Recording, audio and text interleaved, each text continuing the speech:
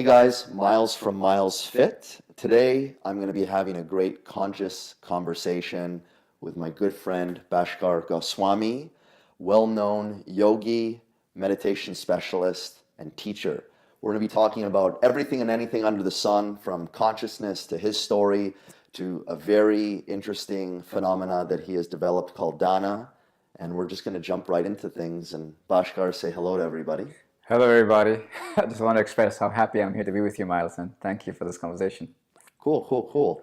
So why don't we start off with a little bit of background, kind of who you are, your story, that type of stuff. Born in the manger, I was. No, my goodness, where to begin? I was born in a town called Digboy in Assam, India.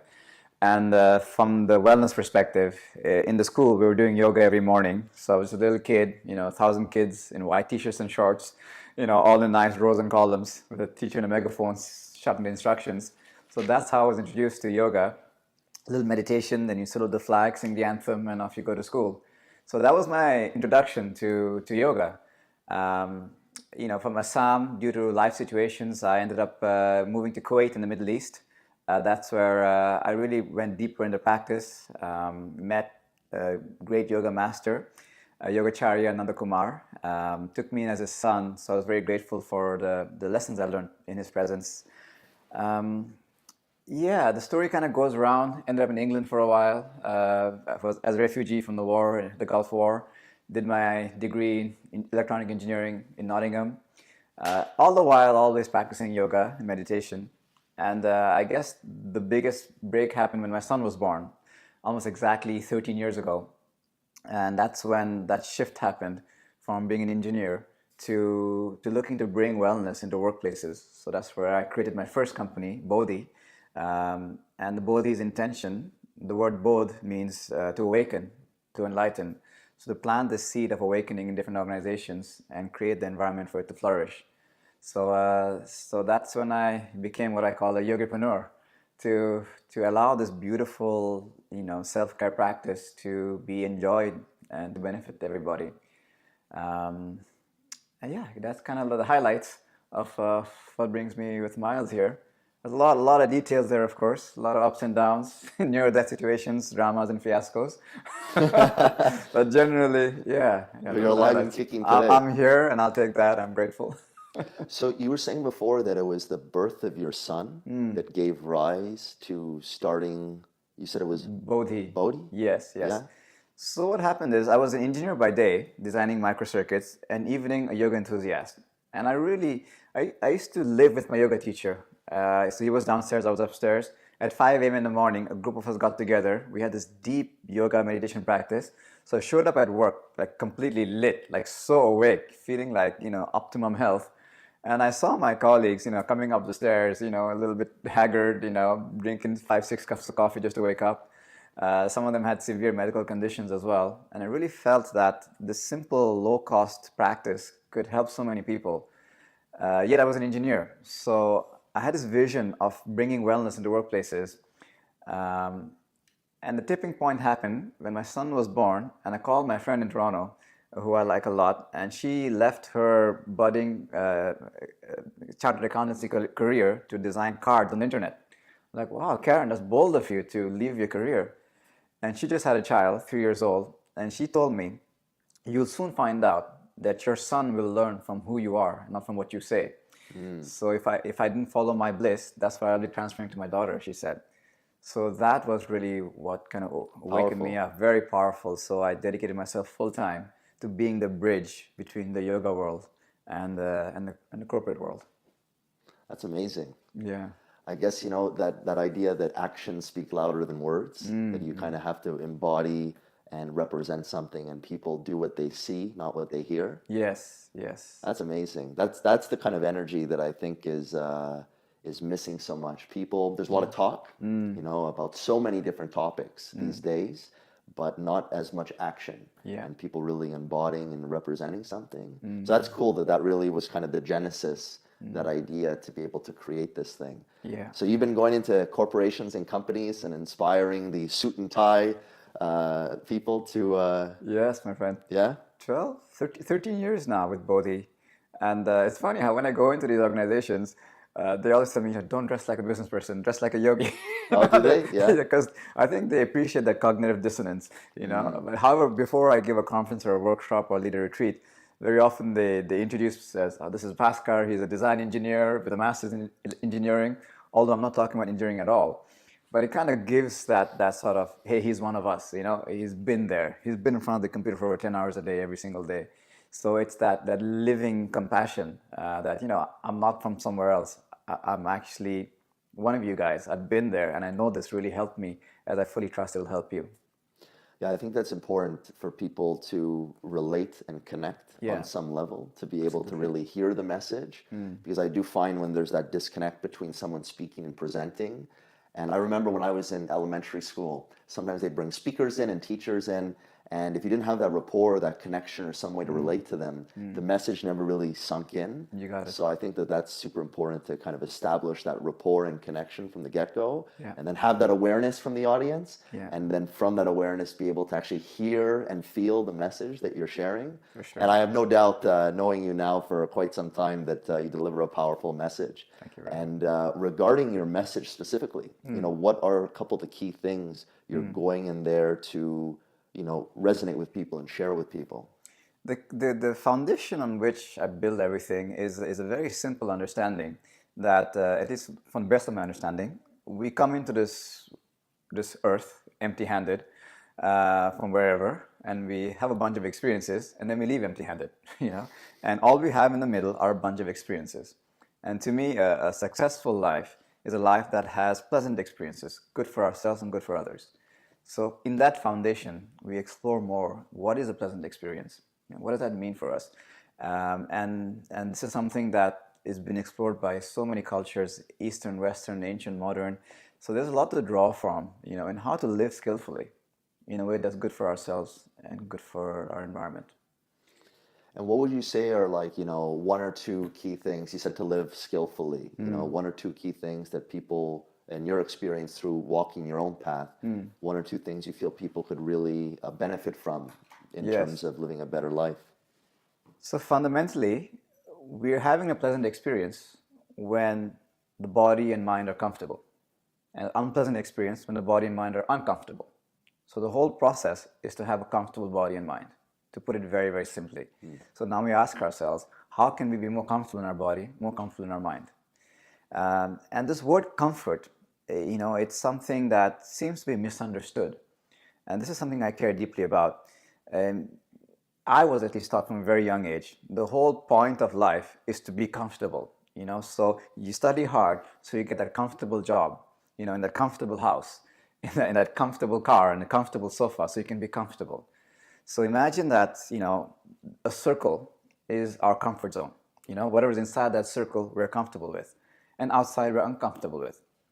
And there's this direction of going towards the middle of the circle. That's where, that's the sweet spot. The indulgences, the comfort foods, that big sofa with that Netflix series that you love so much. That's right in the middle of the circle. We're very comfortable there. And the danger there is the comfort trap, is if you hang out there too much, there's a law of nature. If you don't use it, you lose it. So that boundary of the comfort zone becomes smaller and smaller and smaller and smaller until we get trapped in our own comfort. And I see a lot of people who are trapped in that way. I've worked with top-level executives, industrialists, and so on. Yet they're trapped in their body. The body can barely move because too much comfort, not enough movement. Even teenagers, too much in this, but the body's kind of trapped. Similarly with the mind, if you are always with the same kind of people, the same kind of ideas, they look like you, they talk like you, they think like you, they act like you get comfortable with that kind of people, everything else becomes uncomfortable. So to the point where you can actually be in that lazy boy watching your favorite show and you're still uncomfortable. You can be in that paradise with the palm trees and the luxury retreat, and the mind is creating a havoc, you're uncomfortable. So what if comfort is not about going towards the center, but more about making that comfort zone bigger and bigger and bigger, so you're comfortable with more and more and more. So no matter what's happening, you're comfortable, you're having a pleasant life experience. So this is one framework I care about. So becoming comfortably uncomfortable. You got it. So there is a very important point here, which is the boundary of the comfort zone. So, but whenever we do yoga, for example, we go through a boundary of the comfort zone. Not too much, you got to respect the boundary, yet you explore it. And there's a way to explore it. It's not a bravado, look, I'm a big hero thing. It's done with a lot of innocence, curiosity, patience, persistence. You explore, explore, explore. When I first started doing yoga, man, I was like this, and I saw my teacher, sitting in a lotus pose. I'm like, wow, not in this lifetime, But it so happens that as you explore, you become more comfortable. And then your body has a lot more range of movement. In yoga, you move your body in every conceivable way. So now, if I'm in a mud hut in Calcutta, I'm comfortable. If I'm in a presidential meeting, in a global summit with leaders and presidents, I'm comfortable. So no matter what's happening, I'm comfortable. And that's the thing, mentally as well. When I sit in meditation, I'm exploring and all these thoughts and emotions coming and going, and I'm sitting with it. I'm holding the space for them to come and go. I'm comfortable no matter what thoughts and emotions come and go. That's the formal practice. So when life jams up and people behave in unwanted ways or unwanted situations happen, can you still be comfortable? Now that's skillful living. I mean, very well said. I think that so many of us are susceptible to the external reality influencing us and determining and dictating how we feel, but not being able to cultivate within ourselves that comfort and that power to be able to almost resist what's going on out there, to always have, I think T.S. Eliot called it the inner Tahiti, this place within ourselves, this blissful place, this comfort zone. But you still can be in an uncomfortable situation, but be in a state of comfort within. I think that's what you're talking about, right? Yes, so you have to really recognize that the center of that comfort zone is a very dangerous place. If you live there, all the biggest diseases in society, by and large, is because we're too comfortable. Too much sugar, too much fatty food, too much junk food, or too much, indulgence of emotions like anger, frustration, guilt. If a house is on fire, there's no time for depression. You have to move. You have to be active. I very often go into organizations, and heavens forbid, if something happened, most of the people won't be able to run even 100 meters or jump. Things are going to fall apart. Too comfortable. So with a lot of love and respect, I invite people to live on the boundary of the comfort zone, to keep exploring formal practice and informal practice. So formal practice might be, say you're comfortable waking up at 7 a.m. Okay? So that's your comfort zone. Try 6:50. 5 a.m. might be too much. It's too far away. You've not respected your boundaries. But 6:50, that's possible. You just bought yourself 10 precious minutes. Now let's use them wisely. That's exploring the comfort zone. Another one is, maybe you love taking warm showers. Cool. Just switch it to the cold for 5 seconds and just hang out with that discomfort and see how that, and sort of hold the presence. Maybe 15 seconds, 20 seconds, you can play with that. So keep exploring in curiosity and innocence, what is this thing that disturbs me? Meditation, if it's difficult, try 5 minutes, sit still and see what happens. Okay, cool. Now try 10 minutes. So that's the way, if you don't like to move so much, okay, that's cool. Try 10 burpees, give it a go, see what happens. Just start somewhere and just keep exploring, and that's where mastery is. Masters are just people who've explored their boundaries and become comfortable with what anybody else would call uncomfortable. So, and to your point, there is an inner Tahiti. There is a place of pure presence, and that's the beauty of the comfort zone. In the boundary of the comfort zone where you're hanging out, it's pure presence. It's pure consciousness. You're fully there. You're fully alive. And here's the thing, pure presence feels really good. So that's the inner Tahiti, to be totally present. And that's why games like extreme sports and some computer games and even golf, they're so addictive, because presence is addictive. You have to be very present with these things. Absolutely. I mean, I've seen in my own life that the comfort zone is something that can essentially ruin your whole life and really not enable you to tap into your potential. I think, our bodies are wired for survival. And I think the path of least resistance, moving towards the middle of that comfort zone, is natural in one way, right? Because if you're comfortable, then you're safe. If you're safe, you see the next day. But the thing is, you might see the next day, but you might not be fulfilled in your life. So one part of you might be comfortable, but another part of you, the spiritual part of you, the part of you that wants to live and grow, that's the part that starts to die on the inside. Yes, that's subtle, and also at a very gross level. As you go towards the center, you lose your faculties. This is a very severe thing. Like the smartphones and things like that, they have made life comfortable, but we've lost the ability to remember even phone numbers, for example. We had that ability growing up, at least people of my age. But after a while, because it becomes so easy, or to do simple arithmetic in your mind, we were able to do that as children. We're losing that ability. Emotionally as well, you become isolated in this one, virtual reality thing, but the ability to communicate, the ability to really speak in a way that's authentic and connect empathetically, the humanness, we lose those abilities because getting too comfortable with things. So to the global aspect as well, I've been privileged to speak at the UN Climate Change Conference a couple of years ago, and this was version number 22. There's 22 years, nothing much has happened. And you see the people who are making decisions with respect, they're too comfortable. The change becomes too uncomfortable. And I think it's fair to say that we can't go on like this. It has been very clearly documented, If, for example, if mammals become extinct, which seems to be the case, the delicate balance of the ecosystem goes haywire, we're going to get uncomfortable. If the climate change really becomes exponential and uncontrollable in about 12 years or even 7 years, we're going to get uncomfortable. If the pollution on the planet becomes exponential as it is, we're going to get uncomfortable. So it becomes very important for us to embrace our zone of comfort, even for a very practical reason. But also, here's the thing about having a bigger and bigger comfort zone. As we become comfortable with more and more, a beautiful thing starts to happen is that we become more fearless, because nothing bothers you so much because you're more comfortable. And a lot of the disease and mess in society is because we've become very fearful. Things outside the comfort zone become fearful. People who look different, talk different, think different, act different, speak different, suddenly they become dangerous. To hold space for somebody who doesn't agree with you becomes difficult. To move in a way you're not accustomed to becomes difficult. So we are in a comfort crisis right now. Too much comfort. We've lost our facilities. Even our grandfathers, great-grandfathers, they had to walk, they had to till the soil, they had to climb, they had to use their bodies, they had faculty, they had intelligence in their body. We're losing all of that. And the only way out, luckily there is a way out, is to just hang out in the boundaries of the comfort zone. Just keep hanging out there.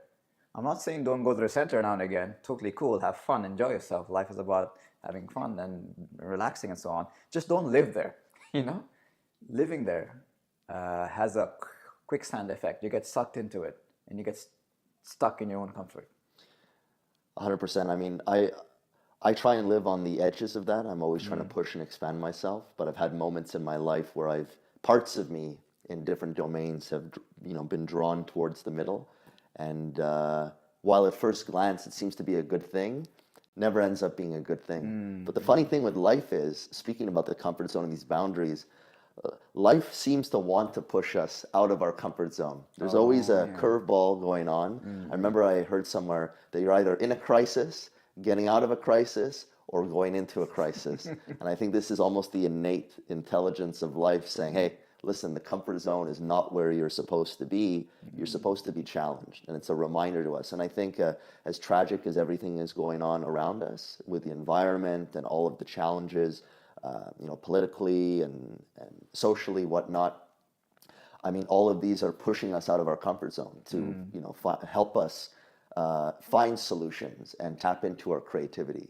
So I always think, while at first glance it seems like chaos, that it actually might be a great gift if we choose to tap into that energy and actually connect to it, versus just let it kind of like a tidal wave take us over. I think it's an opportunity.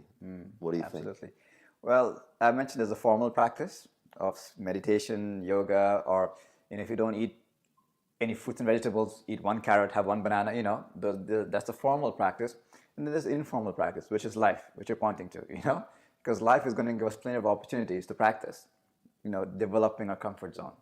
So what was once uncomfortable and unpleasant and you want to avoid it suddenly becomes an opportunity. Okay, cool. Can I hold my presence with even this? Now I have 3 children.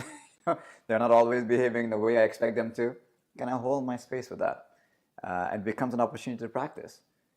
Getting cut off in traffic. Okay, cool. You know, do I need to lose my cool, or can I hold the space? So things that were previously jamming us up, now suddenly we get to tai chi it and use that as an opportunity to broaden the comfort zone. So again, a peculiar thing starts to happen. Nothing bothers you because everything now becomes an opportunity to step into that unknown. Who am I in that space? What's arising inside me? And to the point where you can almost see that when somebody has a huge comfort zone and they are not bothered by anything, there's no horse in the race, nothing to sell, promote, or defend, nothing like that. This is what I would call a mystic. A mystic in all traditions and cultures is somebody who's just can hold the presence no matter what's arising, because they're comfortable. So this is the practice. You embrace the uncertainty with a lot of respect, with a lot of kindness, gently expand, until you're comfortable with more and more. And I often make the joke that my job essentially is to make comfortable people uncomfortable and uncomfortable people comfortable. So that's the process. Yeah. So it really starts with, having that little bit of awareness through being dissatisfied by your current situation. Because, at the end of the day, in order to begin to shift, you have to begin to shift, which comes from some type of awareness saying, hey, the way things are now, I'm not a fan of that. I want to expand myself. You first have to come from that energy, correct? To be able to, wake up 10 minutes earlier or eat a carrot a day. To get that process going of those micro changes of expanding your boundaries, so to speak, it has to come from an intention, which is preceded by awareness. That you have to Very wake valid up. point. Very well said, Miles. Very well said. If you look at the Yoga Sutras, which is like the definitive text on Raja Yoga, which is a branch of yoga, the first sentence is, and thus begins the understanding of yoga. And thus implies as a prerequisite. There is a way to get in. And that prerequisite, I sense, is this innocence, this curiosity, this willingness to explore. That has to be there.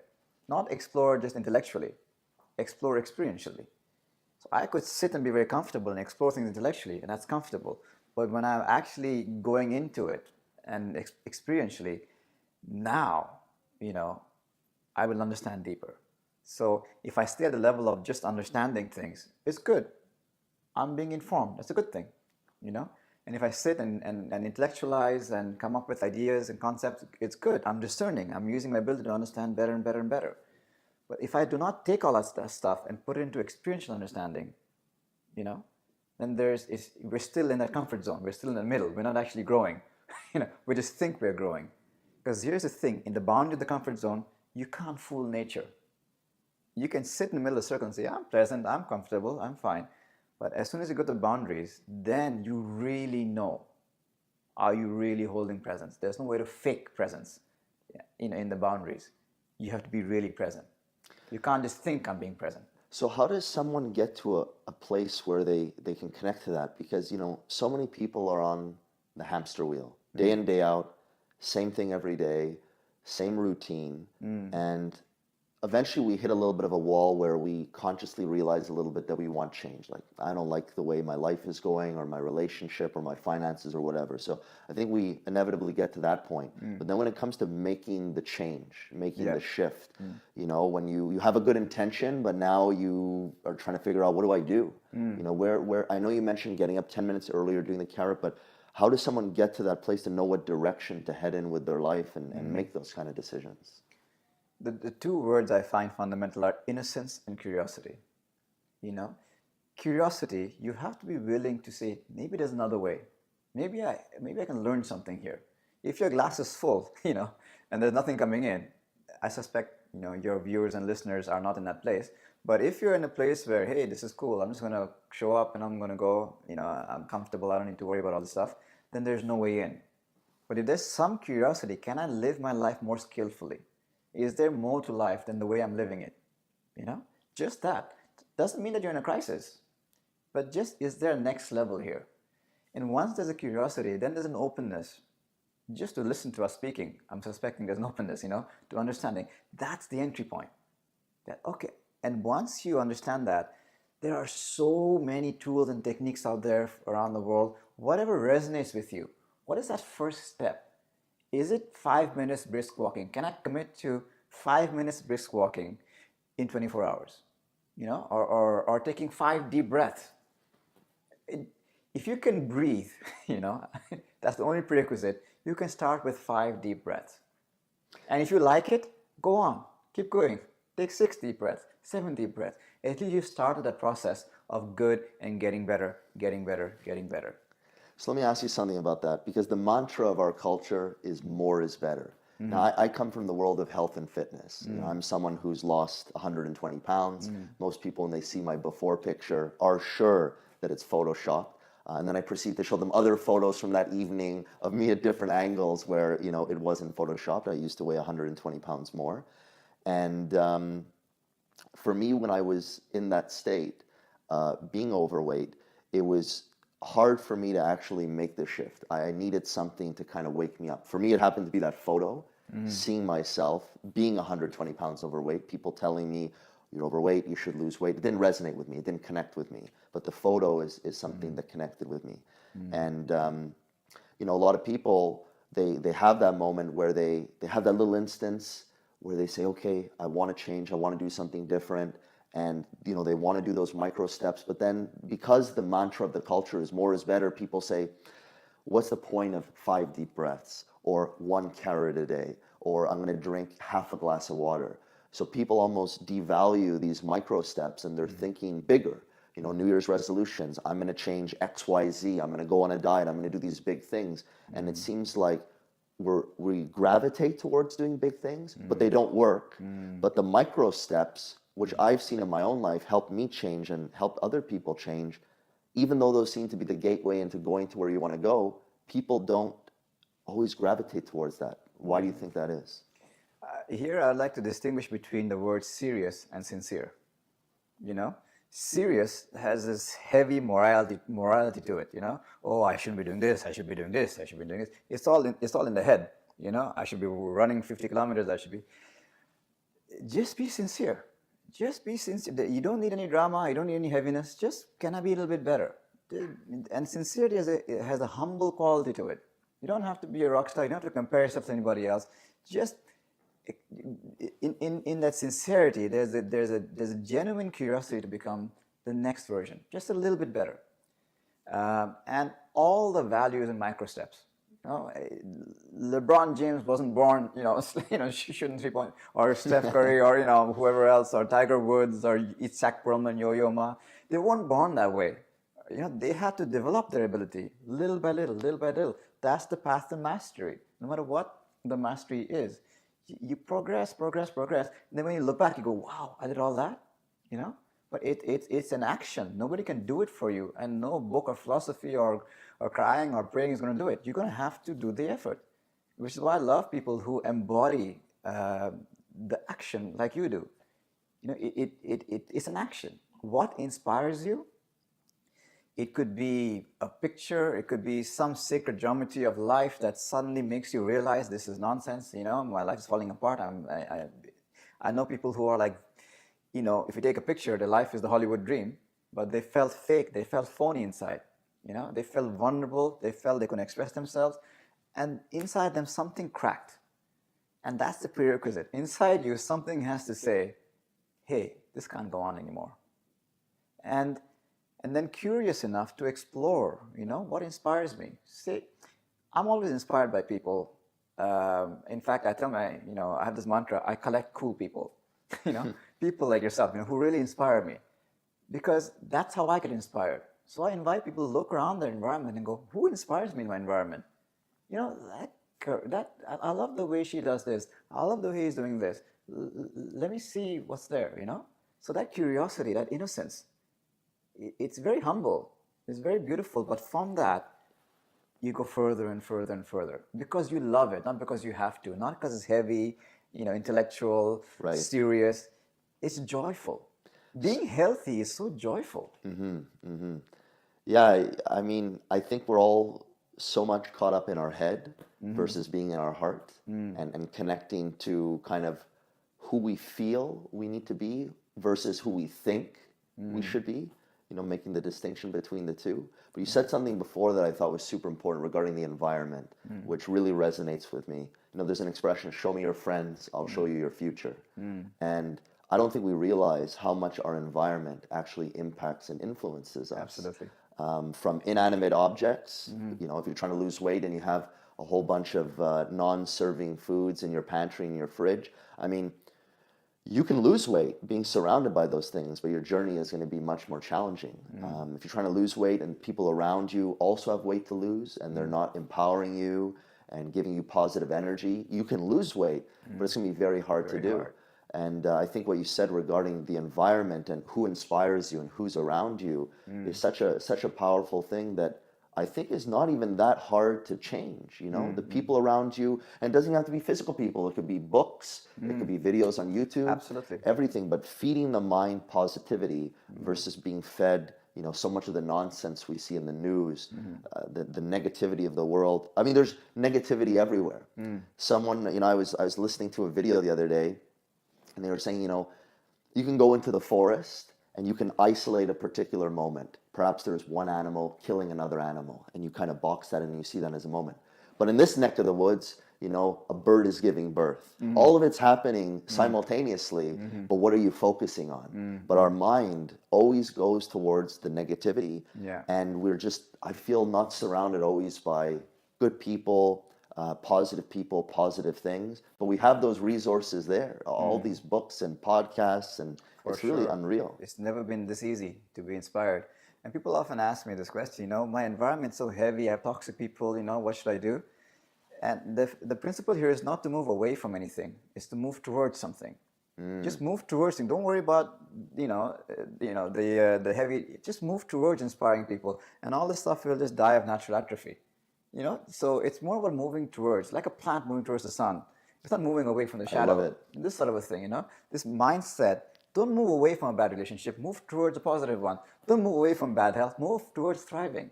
It's that mindset that allows you to grow.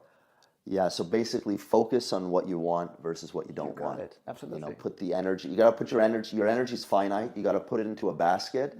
You can focus on what you don't want. I think it's important to know what you don't want, but not to live and dwell there. But then, like you said, to put your energy on, moving towards the sun if you're that vine, or moving down that trajectory towards what you want to create versus what you don't want to have. And I feel, though, that that's the trap for so many people. We focus so much on what we don't want that we just live in that energy constantly and consistently. And I really feel that the quality of your life is the sum of your emotions. So if you're always in, this negative reality, that's your world. But that there's this opportunity to just shift your attention and shift your awareness in a new direction, to be able to instantaneously, in the moment, even if things haven't changed physically, start living a better and more positive life at that point.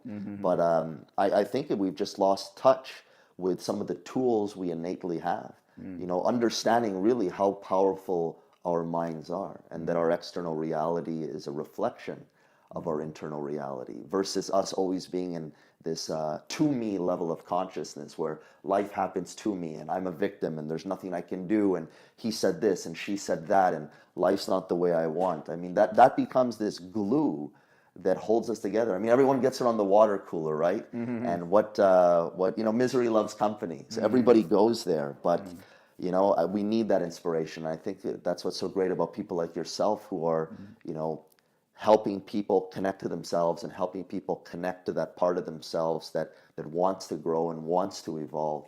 Because I think when we're left to our own devices as a whole, as a society, we gravitate towards the middle of that comfort zone. Yeah, I think you're pointing to something very beautiful. It would be my definition of free will.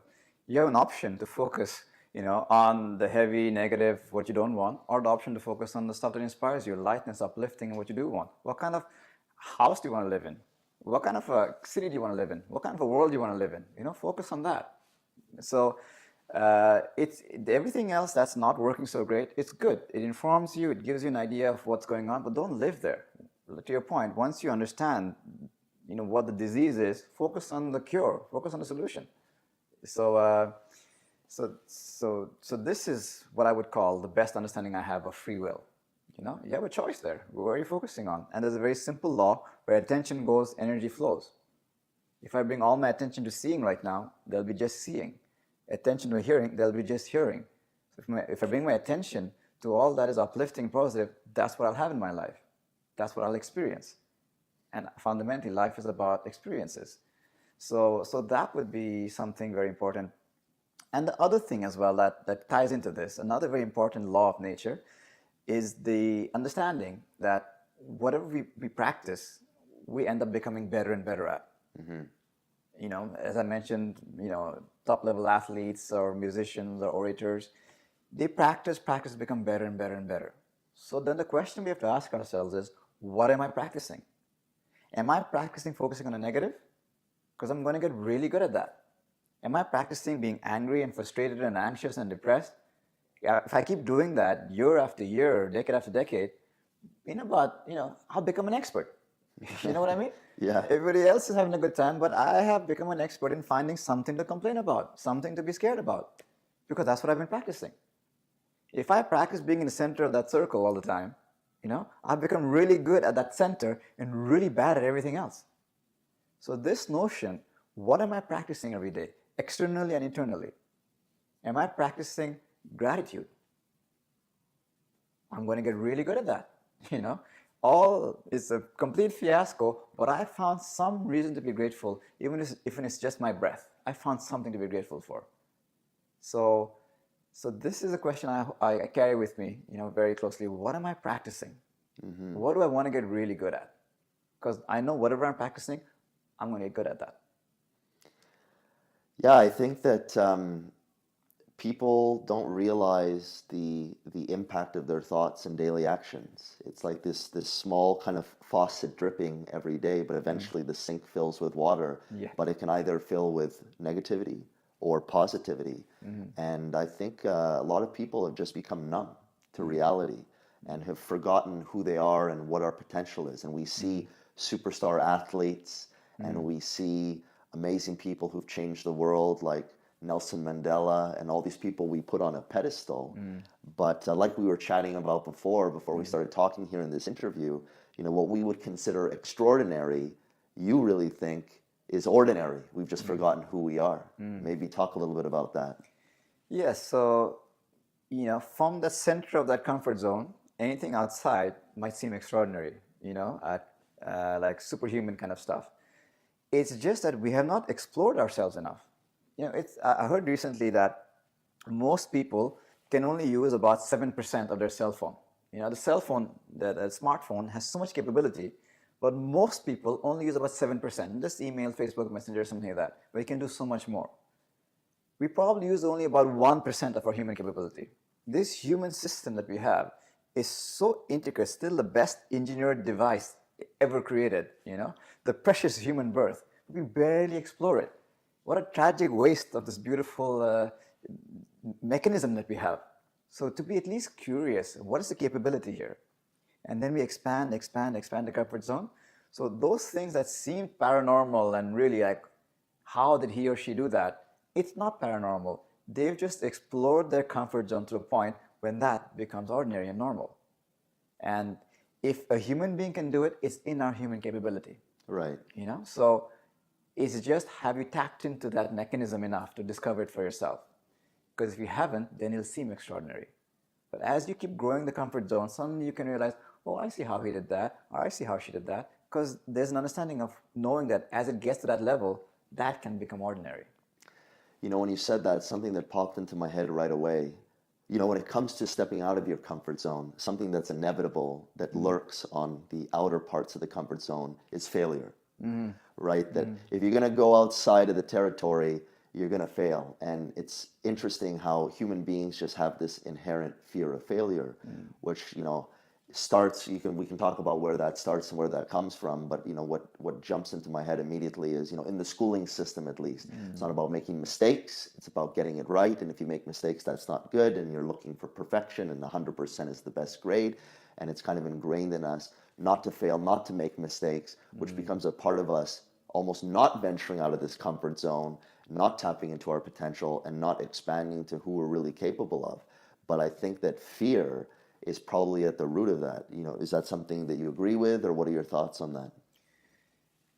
To your point, I have a 23-year-old baby at home, and she's not afraid of falling and go up, And we all know that at that age, they learn the fastest, they're the most creative, a brand new baby. Yeah, and as they grow, they develop ability so fast. My children learn languages like so fast, in like 2-3 months, they're speaking fluently. And to your point, the cultural context that we're all growing up in makes us afraid of failure. So, the grading system in school, you got to answer the question correctly, you're on top of the pyramid, you answered wrong at one of the pyramid. So there's fear of failure. And the whole system is kind of built around fear. There's reasons for that we can go into later on. The antidote to fear is innocence. That's what babies have. They have innocence. That's why that word innocence is so important. Innocent of this idea of praising and blaming and success and failure and victory and defeat. Just innocent curiosity. The same innocent curiosity we were born with. It's our inherent nature. So when you tap into that, it doesn't feel like you're learning anything. It really feels like remembering, oh yeah, I forgot about that. And it's very playful. It's a joyous state. We were born to be in a joyous state. We were born that way. And due to conditioning, we develop these layers of fears. I think most people after a certain age realize that, something is off here. And that's when, we start to move away from that center of the comfort zone, either through a crisis or just through one's own self-examined life. Wayne Dyer once said that we're all born geniuses and then life de-geniuses us. Mm-hmm. And it's interesting how we're born in that innocent state of curiosity, which seems to be the state that we should be gravitating towards to be able to kind of evolve ourselves and evolve our consciousness. But life has this interesting way of putting all these different layers of an onion on top of us and kind of masking ourselves multidimensionally and almost forgetting who we are and what we're capable of. And I would think that a lot of that programming comes from the people closest to us, between the ages of 0 and 7, when we're absorbing reality like a sponge and trying to make sense of things. And sometimes, depending on your background and where you're coming from and who's influencing you, you're kind of locked into this certain core framework of reality that you then have to, almost like ball and chains around your ankles, that life is this marathon, this journey. And we all have our own unique set of ball and chains. Some people it's heavier than others, some people it's lighter than others, but nobody seems to be running the race at full speed. So life, I think, comes down to becoming aware that there's these ball and chains around your ankle. Beliefs, ideas, habits, patterns, that kind of stuff. Yeah. Exactly. And then B, saying, do I want this around my ankles? And what do I actually want in my life? And break free of that. But I wanted you to talk a little bit about, this innocence that we're born with and how we lose it. Okay. Do we have time for a story? Absolutely. Love stories. Okay, lovely. So this story I find really does justice to this notion. It's a story that took place in a little village in Thailand. And this village had a prized possession, this massive, magnificent golden Buddha statue. And it was their most precious thing. It was many, many centuries ago. So one day the villagers found out that a foreign army was attacking their land and they were soon coming to the village. And immediately they got afraid that, hey, they're going to destroy the statue, and there's no way we can take it with us. What can we do? So one villager had a brilliant idea of covering up the statue with mud. It's a great idea. So they all got together, patched the statue up with mud, chiseled it perfectly, and ran out of the village. Sure enough, when the army came, they saw this mud statue, they let it go, they pillaged what they could. A few days later, they also left. Now the village was laid bare for decades, and a whole new settlement comes into the village. Now this new settlement has no idea about the statue. So they're living like that for decades after decades. And one afternoon, a young monk was meditating in front of the mud statue, in the heat of the burning sun. And as he glimpsed at the statue, he saw something glittering in the corner of the statue. And he became curious. What is this? He goes up to the statue and scratches it. He sees the gold underneath. He runs to the monastery and tells all the senior monks, gold, the statue is made of gold. And all the senior monks come and they chisel away the mud and return the statue to its original golden nature. So the metaphor here is that we're all born with that original golden Buddha nature, the innocence, the curiosity, the presence. We're born that way. But due to fears, either perceived or otherwise, we cover up this golden nature with the mud of personalities and fears and beliefs and ideas and philosophies and dogmas and opinions. It becomes very, very thick. We encrust ourselves in all of this. And then, either through, again, the fate, serendipity, or the sheer heat of life, the mud starts to crack. And we get a glimpse of another possibility. And that's when all the wisdom traditions, all of them, come and chisel away the mud and return us to our original golden nature, the way we were. Yeah. It's a beautiful story, a very powerful metaphor. It really resonates with me. As someone myself who's gone through many things in his life, it's all about connecting to kind of who we are in our original state. And it's funny how we just get these layers and these masks that develop, trying to fit in, trying to please other people, trying to adapt to the environment to essentially survive, but not thrive. Yeah, that's it. That's a very good point. Generally, we're setting the bar so low, so embarrassingly low. We're setting the bar at surviving comfortably. That's not what we're designed for. We're designed to thrive, This utopic optimum condition of thrive doesn't matter if you reach there, but the willingness to go there, that's what makes us come alive. That's a life worth living. If we're just surviving comfortably, who cares? So it's a waste of this precious human birth. So to really look at that, that joyful possibility, what does it look like for me to thrive? What would that feel like? And sort of be inspired by that. And then you start to get glimpses of people who are thriving in their various ways. And as you said, that's where the momentum towards thriving starts. And doing little things, very, very little steps. The magic is in little steps. That's something that is so, so important. Just start somewhere. Whatever resonates with you, start somewhere and then follow it everywhere. And so how does someone really get out of this mindset of kind of fear and scarcity, which I think is really the underpinning of why people don't do things, and step more, going back to the true nature and discovering your potential and stepping outside of the comfort zone, tapping more into a mindset of love and abundance? Because there's 101 reasons to be afraid if you want to be afraid, and to choose to believe that you live in a world of scarcity. But how does someone snap out of that and become aware and tap into kind of that love and abundance that I think really is the gateway to walking down that path of a better potential future? The mud has to crack. If you're decorating the mud, putting makeup on the mud, putting nice clothes in the mud, if that's what you're doing, you're not ready yet. The mud has to crack. The innocence has to, some glimpse has to be there. There's another possibility. Nobody can give that to you. It's just going to happen. Like you looking at a picture, it just happened. The mud just cracked, So you can set the scene for the mud cracking. There's possibilities of doing that. More conducive for that, going to retreats, trying something outside your comfort zone, going to a fitness center, going to a yoga class, going to a dance class, whatever it is for you that puts you outside your comfort zone, because that's when you start to discover who you really are. It can never happen inside the comfort zone. So a willingness to step out of it, is a prerequisite. Yeah, it's. I agree with you 100%. It's just interesting how the paradigm has been built up to gravitate towards the comfort zone, and it's almost like this ironic state of affairs that the thing that we don't want, i.e., everything outside of the comfort zone, is the thing that we need to actually evolve and to thrive. It's just a very paradoxical in nature. There are some clues. There are some clues to know.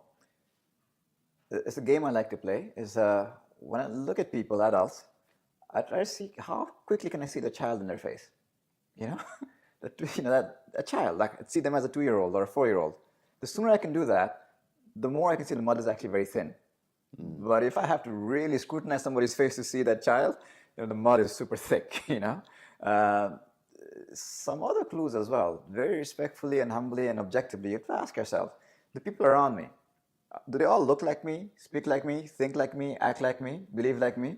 If they do, you're probably stuck in the mud. So invite in different opinions and ideas. Travel if you need to travel. My physical facility. Do I have full range of movement or am I stuck? If you're stuck, then you're probably in the comfort zone. So just do one thing different, something different. Get outside of that kind of ingrained track of the same habits and rituals that we do on a daily basis. There was this book I once read, I think it was called Do One Thing Different. And I remember having this notion, if you walk one way to work, if you walk a different way to work, just breaking some kind of neurological pattern in your brain and kind of snapping yourself out of the trance and having the potential to be open to kind of doing new things. Yeah. And it's so hard. I mean, look, losing weight is not an easy thing. This is what I deal with every day. People are coming into my studio here to try and get in shape, try and change their life. And most people have tried it on their own, good intentions, but have failed to be able to do it and have not been able to stay the course and have let all the little setbacks and little hiccups and roadblocks and challenges and all these things push them from continuing in a good way, right? As soon as something goes wrong, as life always tends to do, just giving up. Yeah. Not having that resilience. And I think being in that small comfort zone, you don't train the muscle of resilience because you're not out there, falling on your face and getting up. Whereas, you said you have a 23-month-old at home and they're falling around and then they're just kind of enjoying the journey or whatever. Yeah. But this idea that society really has shaped this paradigm that failure is bad, that comfort is good. You see it in social media everywhere, which makes things, in my opinion, worse. You see the end product of a lot of journeys on social media, but you don't see, going back to bring things full circle, the trajectory of mastery. Yeah. All the little things done well, day in, day out.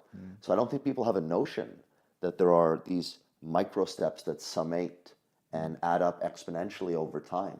We just see the final outcome. And Before and after picture. Right. Like magic. No magic. Exactly. And then you go to try it and in a couple of weeks you don't look like that person or you haven't achieved the net result and you just give up right away. But there's no context there. Actually, one thing I just wanted to say quickly. I remember, do you know the show Shark Tank? Mm-hmm. I love the show. Mm-hmm. I love entrepreneurship. I find it's the most interesting pursuit of the soul because you're basically a full-on creator. That's what you are. But what's interesting is when I watched the show for the first time, what I thought was really profound was when the sharks, these successful people, started talking about their journeys of suffering and failure, sleeping in their cars, not having enough money to make payroll, being stressed out of their mind, living at their office under their desk. And that was really, the first season ever of Shark Tank. I don't know when that was. It must have been 10 years ago, 11 years ago, 12 years ago. Can't remember. I really had this shift where I realized, whoa, there's this other reality that we're not seeing, that people aren't talking about. Everybody's talking about their success and these great things and great results, but no one's talking about the road and the journey, which is what really builds you up. So when I saw that and I heard about all these failures and challenges, it really opened my eyes up and it made me realize, okay, if you want to get to this point B that all of us want to get to, whether it's in our relationships, finances, career, or whatever, there's a road of some suffering along the way. Yeah, this is called in yoga tapas, that discipline to keep going through. And it's overwhelming. I respect that. If you have to lose like 50, 60 pounds, and you think about it, 50, 60 pounds to here, that's a far away, I'm reminded of this time when I had the privilege to hike the Himalayas. So we were in a little village, and I saw the mountain, the snow-tipped mountain. Like, wow, that's so far away. It's overwhelming. It's so far away. But what's not so far away? Taking a deep breath is not so far away. Just one deep breath. Taking one step is not so far away. And one breath, one step, before you know it, you're on your way there. So yes, it might seem overwhelming from where you are to where you want to be, but the next step is not overwhelming. One deep mindful breath is not overwhelming. If that's the starting point, bravo, start with that. I've worked with people with severe conditions, physical and mental. I myself, as you might know, not to dwell on it, was completely paralyzed a few years ago. Yeah, talk a little bit about that. Yeah, I had this very rare medical condition called Guillain-Barré syndrome, and for a while I became like a plank of wood. Nothing was working. I had to tape over my eyes because I couldn't blink. I could barely breathe. So Wow. I relate to that. I relate to being absolutely, utterly helpless. And I remember thinking to myself, "Oh yeah, I'm still breathing. Cool. I have something to be grateful for." So I try to breathe a little bit better. And suddenly my little finger started to move. I'm like, "Cool, my little finger's moving. Let's keep moving that." The next finger starts to move.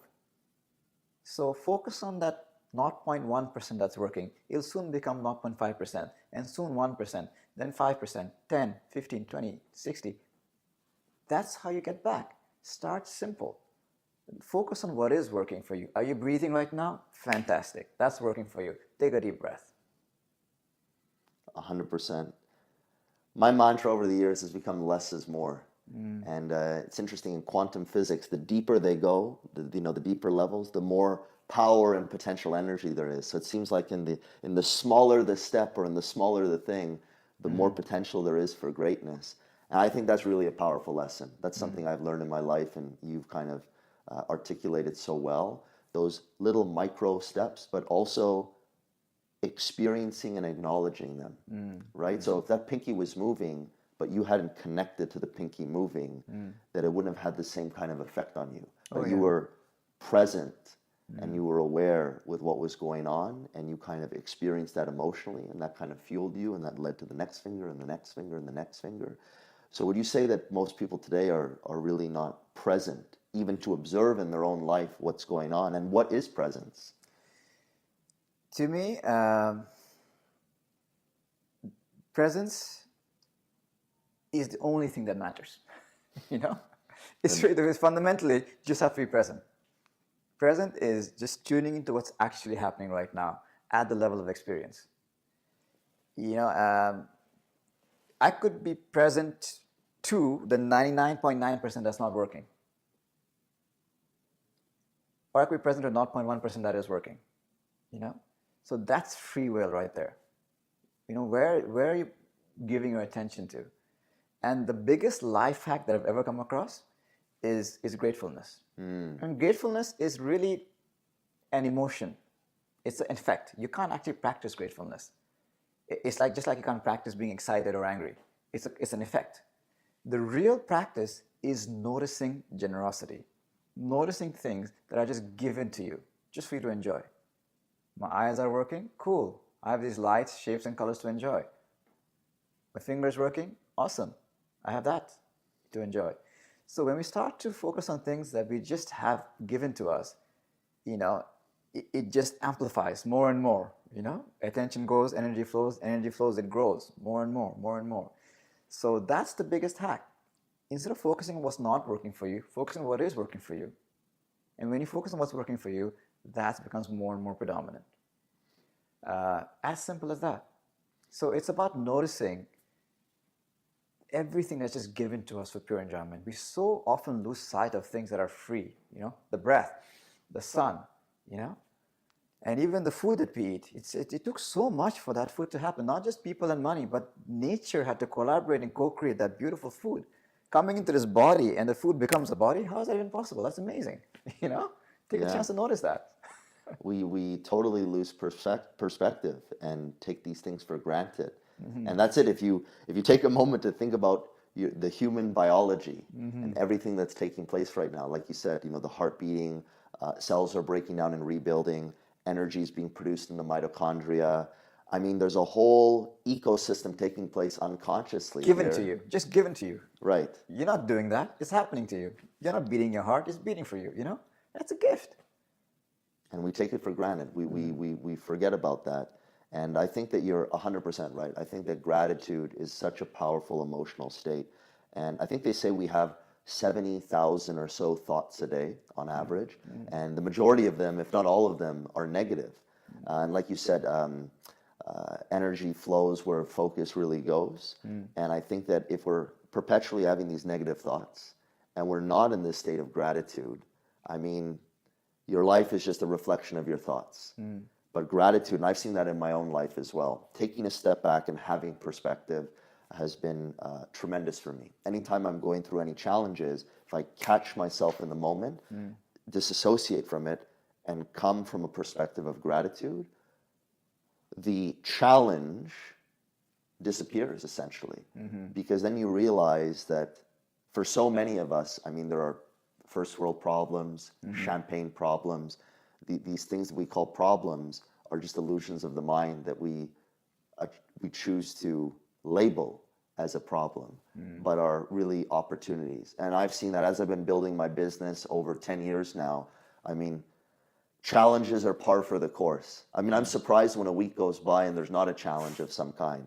Although I've shifted my vocabulary. It was problems and headaches before. Now there's just challenges and learning opportunities and growth opportunities. But that's what they are. And, you know, within that paradigm that we're trapped in, this notion of being present, being grateful, seeing problems as challenges and growth opportunities, stepping outside of the comfort zone, into this uncharted and unknown territory, but having faith that you're a resilient human being and that you can evolve and handle whatever is within those shadows that you haven't yet explored.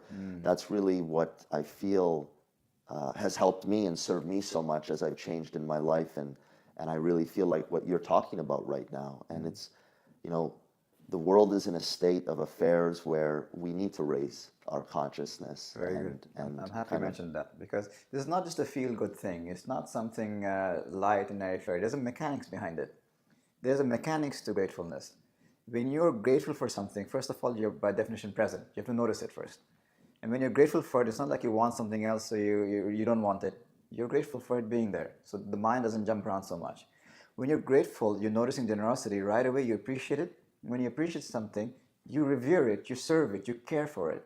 So you start to care for things, you know, and you reconnect with things that are really, really precious. And what's amazing is that you start to value everything. Everything becomes valuable because you become really good at being grateful. And even the stuff that's jamming up, it's like, oh, that's cool. There's some value there, even if it's just learning, you know. An opportunity to explore my boundaries of presence. So in that, being a master of gratefulness, not only is it good for oneself, it actually creates a resonant effect that helps all of humanity for generations. It has that power. So it's not something to be dismissed lightly. There's a mechanics behind it that's profound. Very well said. You know, right away when you were talking about all those things, what I couldn't help but think about, and I'll explain what I mean by this in a moment, is nature and what nature is. And there was this photo I saw a couple weeks ago that really inspired me and resonated with me. There were two photos side by side. One had man in the middle and had all types of different symbols of nature. Trees, animals, you know, a crab, a shark, different things like that. And then the next photo had the same cycle but with man within the cycle, connected into the cycle of nature. And when I saw that photo, and this is what came into my mind now as you were talking about this, I realized that this disconnection from nature that we've had, seeing ourselves separate from nature, that the world revolves around us, really is at the root of all this dysfunction. Because as soon as I guess you see yourself separate from everything, you're no longer connected to it. And if you're not connected to it, you objectify it, you want to control it, you're afraid of it. Yeah. Exactly. So gratitude is definitely a harder state to be in when you don't see yourself connected to all these positive things. And I think that's why for most people the gratitude muscle is one that is fully atrophied for the most part, other than a couple little instances here and there throughout the year. Someone gives you a gift for Christmas or for your birthday and you have this moment of gratitude, but it's not really a part of our daily lives. I've been trying to practice gratitude on a daily basis, and I've noticed a tremendous shift in my perspective of reality. So when you said it's a life hack, it's one of the things I wanted to ask you about today. What what are a couple of your tips that people Yeah. can use? And I think that this gratitude life hack takes a couple of minutes, being present, shifting your focus, and all of a sudden, reality slows down and you realize that you're a part of a whole versus just this entity walking around separate from everything. Yes, yes. So I just want to reiterate something very important. The actual practice is noticing generosity. And when you notice that, you feel grateful. So just keep practicing noticing things that you're just enjoying. You're enjoying TV, appreciate that. You're enjoying a pen that's working, it's just noticing generosity is what it is. So that's a big thing. Just taking opportunity to notice things. That you have clean drinking water, wonderful. Many people don't have that. So a life hack that I find very important is to have some say over the morning. Most people, most of the time, have some say in the morning. What happens throughout the day could be a complete fiasco, up and down, you don't know. But at least in the morning time, you have some say over that. And from what I've understood and experienced, whenever I see people who are at the next level, they have some sort of ritual in the morning. So that's a life hack. So ritualize the morning. You have some say over it. If you just wake up in the morning and make your bed, for example, right away you have a sense of accomplishment. Wonderful. You start the morning with a sense of accomplishment. So, and as I mentioned, the hack, if you wake up at 7, you push the boundary and you make it 6:50. Fantastic. You just won yourself 10 minutes. You just earned 10 minutes in the day. Let's use that wisely. Whatever that means for you. Maybe you're meditating for those 10 minutes. Maybe you're doing burpees, or going for a walk, or doing some yoga. So these are all things that you can do. And if you can give yourself 15 minutes, 20 minutes, even better. And to use that morning to explore the boundaries of the comfort zone. So if it's uncomfortable, well, that's why you do it. Explore. Your body's stiff, doesn't matter. Get out there and just get on the mat and do your exercise or whatever it is. Just start somewhere. Something else I really love to do, which is a new habit. When I first heard it, it freaked me out, but now I see the value in it, is the cold shower. We get so cozy in a nice warm shower, you come out a little bit soft and lazy, take a cold shower, you'll be like lit, like 10 cups of coffee. You're good to go. Your whole body's woken up. The endocrine system, hormonal system, circulatory system, everything fully stimulated, you're totally set. So you come alive with that. Maybe it sounds too much for you, fine. Try 2 seconds. 2 seconds of cold water. So that kind of stuff. Another hack, which I know I think you resonate with, is the breakfast. I'm a big into having a smoothie. Smoothie is a hack. It takes me 10 minutes to prepare the smoothie, serve it to my family, drink it, and clean it. The whole thing is 10 minutes. But I've just put in essential nutrients, minerals, and vitamins into my body. So I put like rock solid super fuel into this machine. I'm good to go. It's simple. It's not even expensive, So little things like that can really impact the quality of our life very dramatically. So I think you said some super powerful stuff there. I'm going to just backtrack for a second. So far, one of the hacks is gratitude. You talked about, entering this state of recognizing generosity and seeing all these powerful things that you actually have in your life, focusing on the positive. The second thing you talked about was the morning ritual, which I resonate with, and I'm going to ask you in a moment what your morning ritual is.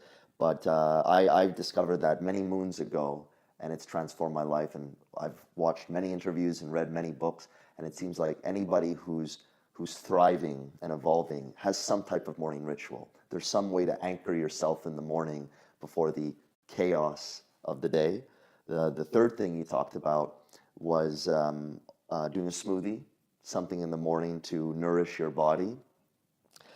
As someone who had a particular relationship with food, having been 280 pounds before, what you put in your body determines not only how your body functions, but how your mind functions. There's an intimate link between food and mood, food and neurochemistry, food and, like you said, your hormonal profile and your circulation mechanisms. I mean, food is the gateway into this machine functioning in the first place. And, there's different people some people practice intermittent fasting, and that gives them clarity of mind. Some other people need nourishment right away in the morning. at the end of the day, it's whatever works for you. But definitely being present in the morning and serving your body, mind, and spirit with some type of ritual or routine. I'm 100% on the same page with you with those hacks, so to speak. So back to what I was saying, AM and morning rituals. What's your morning ritual? What do you do? I have 3 kids, 2 companies. There's just a lot going on. It's not very elaborate. The first thing is, as I mentioned, wake up, make the bed. If it's at all possible. If my partner is sleeping, then I don't. I make it later on. Then once I brush my, prepare myself, I go into my closet. I'm a closet meditator. Oh yeah? I love, love, love it in the closet. It's a tiny little space. It's very humble. It's barely enough space for me. I put my pillow and I sit, and it's pitch dark. I feel like I'm floating through infinite space. Wow. Like in a space capsule. And I can go very deep, very fast. If I open my eyes, close my eyes, doesn't matter. It's pitch dark. So I do my morning practice, which really, it's, if I don't do it, it's like not brushing my teeth. It's that essential. And then beyond that, I gently wake up my body. So I do what I call half sun salutations, then move on to full sun salutations. So 3 cycles of the sequence of movements that's very comprehensive in waking up the body gently. I know where my weak points are. Being a yoga teacher and practicing for so many decades, I know which postures I need to do in my body to release the tension in my body. So I do those particular postures, which are unique to me, to be something else for somebody else. And then I do the burpees. The burpees help me wake up my whole body, get the blood flowing, circulation happening. I love it. That'll work, yeah. Yeah, just burpees. Just keep doing burpees, man. That's the whole body's waking up. It's no drama. And then I've built up a good circulation, maybe a bit of a sweat. I take a cold shower. So I start with normal temperature, and then I turn it to cold. And if it's freaking people out, the first 5 seconds are the worst. Once you get used to it, then it doesn't matter. So by this point, I'm accustomed to it, and now I'm like completely alive. So I've totally filled up my bank account. Because body is like a bank. If there's no money in the bank, where's the money going to come from? There's no energy in here. There's no sense of aliveness or gratitude or patience and self-care. How am I going to give people these things? My bank is empty. So first thing in the morning, you fill up your bank, and you feel alive, you feel awake, you feel grateful. Then it's I prepared a smoothie, and the blender sounds wakes the family up. So the smoothie is ready, and that's it. That's my morning routine. If I have more time, if it's a weekend or something like that, maybe I'll do more elaborate practice. I'll meditate for longer so I can move those things around.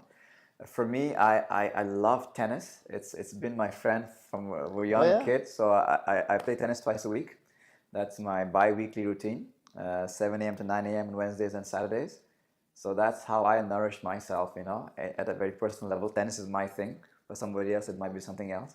But to do those things that really make you come alive, I think is a very important part of Thrive hacking. For some people, it's painting. For some people, it's gardening. It's all good, Take time to do that. Schedule that in. Things that are giving you pleasure, put it in your calendar, because that's what life is about having good experiences. So if it's healthy and wholesome, schedule that in. So that's kind of like what my morning routine looks like. And it really doesn't take very long. The whole thing I've just expressed, half an hour, 45 minutes tops. That's amazing. The thing I love most about it was that meditating in the closet. Yeah. I'm telling you, I'm going to take that from you. I have a closet right over there, and I'm going to go because you know what? To be in that pitch blackness, as you were describing it, whether your eyes are open or closed, and basically disconnect some of your sensory systems from the reality, I like that a lot. But, what you just described there, that whole flow of different things that you do, 30, 45 minutes, that's it. And like you said, you kind of fill yourself up.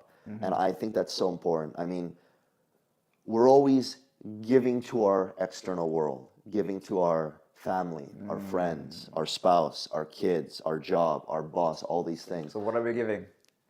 Exactly. Are we giving frustration? Are we giving anger? Are we giving anxiety? What are we giving?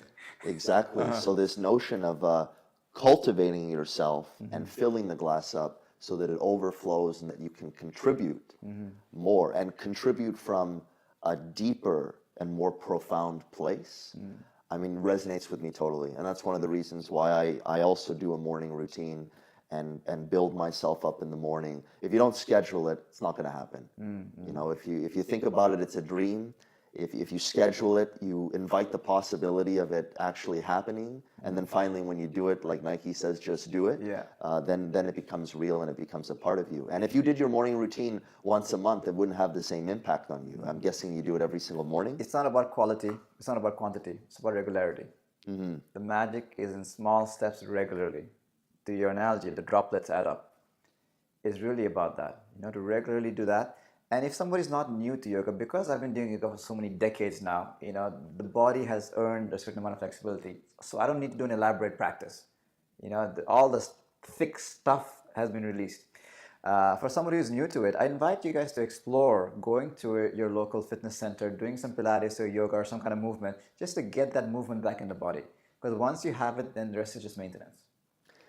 100%. I think that people using their body, moving their body, connecting to their mind is number one. I mean, I've seen fitness and movement, whether it's yoga, whether it's Pilates, whether it's weight training, which is predominantly my wheelhouse, really be the most powerful gateway for most people to start shifting in the right direction, along with gratitude. Actually, I would say that gratitude is probably the easiest because it only takes a couple of minutes. You don't need a gym membership. You don't even need shoes. You don't need a car. You don't need anything. You can just be grateful in the moment. But fitness, though, moving the body connects you to your mind.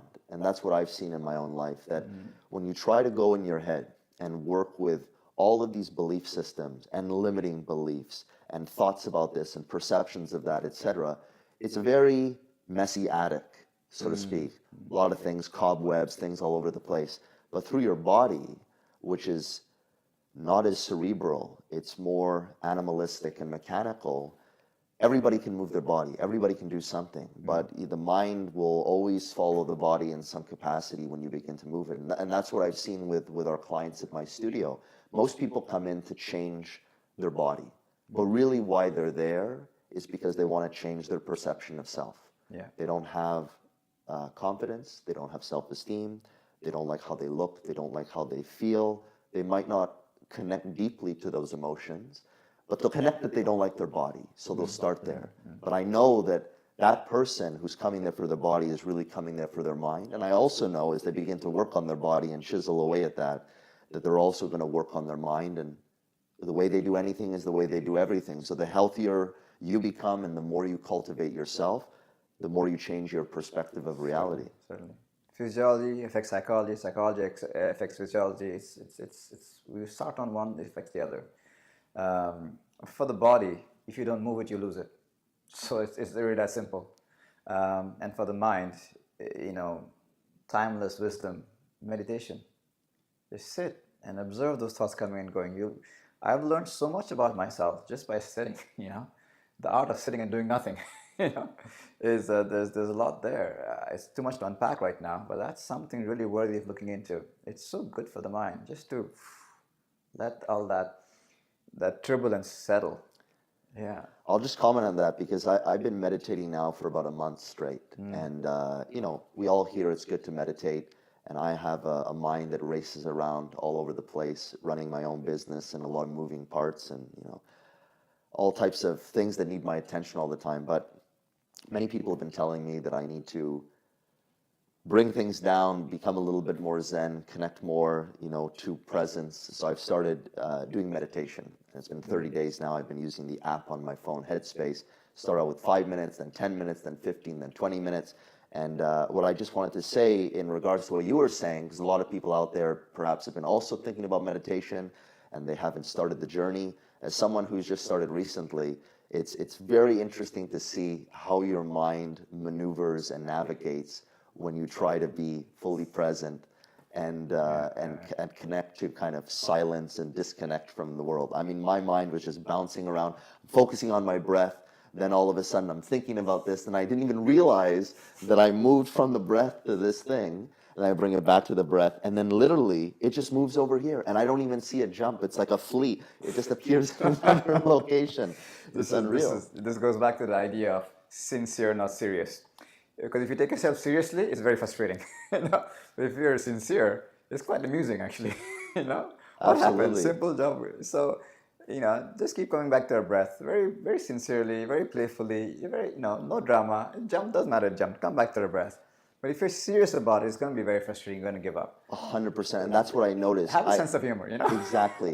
And what I realized was a part of me, because I think we all have this perfectionist part in ourselves. Yeah. Am I meditating correctly? Am I doing it right? But as soon as I let go of whether it was right or wrong, and I did it to do it, and whatever happened as a byproduct was the byproduct, it all of a sudden became really enjoyable because you just let go of this idea of control and trying to make it something and just letting it flow. That's exactly what I noticed. And as soon as I did that, all of a sudden the experience evolved and really changed at another level. And what I noticed happened in the beginning, when I did 5 minutes, it felt like 20 minutes. And my mind was, when is this going to be over? Now, when I'm meditating, it actually, time flies by because you're not connected to time. And it really is, and that's just been in 1 month of trying to do it. And That's I don't a know if beautiful I'm, example of expanding a comfort zone, and all the aha, epiphanies, all that stuff happens just outside the comfort zone. That realization, oh, the 5 minutes feel like 20 minutes, but 20 minutes feels like 5 minutes. Then you suddenly experience that. And you discover so much about life just by being willing to expand your comfort zone so much in just 1 month. It's very powerful, very powerful. It is. And then one of the reasons, I'll just share with you, one of the reasons I also started that, running a business, as you know, you said you have 2 companies, is no walk in the park. And from the outer perception, it doesn't seem too complicated. But beneath the outer perception, there's a lot of moving parts. There's everything from lead generation and marketing to follow-up processes and administration and emailing. And I mean, I could go on and on, and I don't want to bore anybody. But what I found myself as I was doing all this stuff was losing myself a little bit and losing my well-being.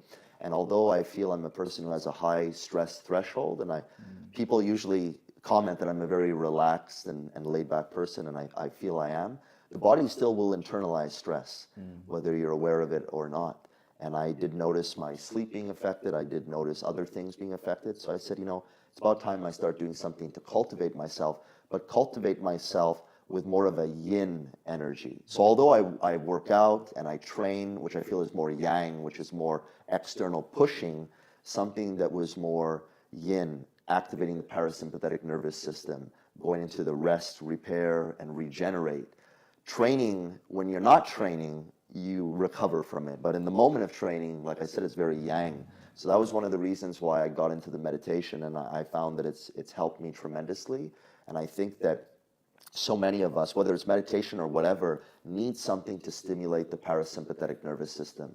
And when I was reflecting on the state of our healthcare system, mental health, physical health, disease, the statistics are crazy. I think 1 in 2 people get cancer. 1 in 3 people get cardiovascular disease. I mean, it seems like right now, if you don't have a disease, that it's not normal. It seems like the new normal is becoming this disease state. And I realized in reflecting on this that we're all living in this fight or flight state. We're all living in this yang energy state. And we're not taking any time to cultivate a yin energy. And it was that reflection just on society and the world that pushed me in reflecting on my own life to start meditating and realizing the importance of cultivating that energy that so many of us are lacking.